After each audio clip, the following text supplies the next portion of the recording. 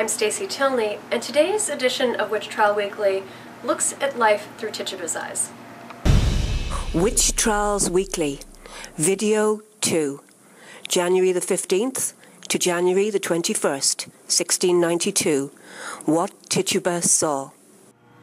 Tituba was the house slave Samuel Parris probably brought to the Massachusetts Bay Colony with him from his plantation in Barbados. While her native origin is still debated, what is certain is that as a supplicant woman of color, her 17th century Puritan owners and neighbors would have viewed her as a most likely suspect if accusations of witchcraft were cast about. The modest home of Reverend Parris and his wife housed 4 adults, 4 children, including Tituba and her husband, John Indian, and the Parris' 2 younger children, a son and daughter who were never afflicted, along with Betty, age 9, and niece Abigail Williams, approximately age 11, whose inexplicable illness would incite the events that inspired 1692. Tituba would later confess that it was this week in January that she was first visited by a man who told her to hurt the children.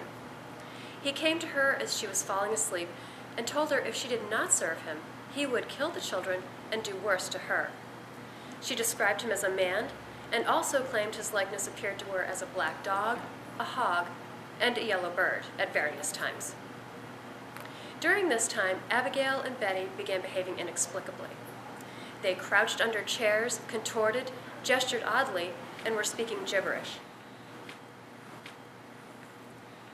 Based on a passage in Reverend John Hale's A Modest Inquiry into the Nature of Magic, some believe that Betty Parris and Abigail Williams, among others, were playing at egg and water scrying, an English folk method for divining the occupation of one's future husband.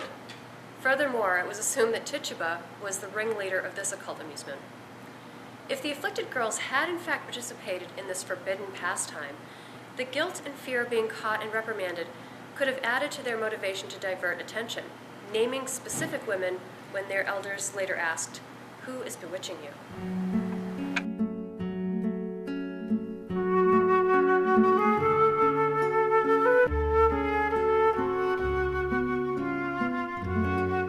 This video was produced with special permission from the author and publisher. This chronicle covers the years 1692 to 1697 in detail. It also touches briefly on important and relevant events before and after this time. To get a copy for your personal research and enjoyment, please visit our store at the link below.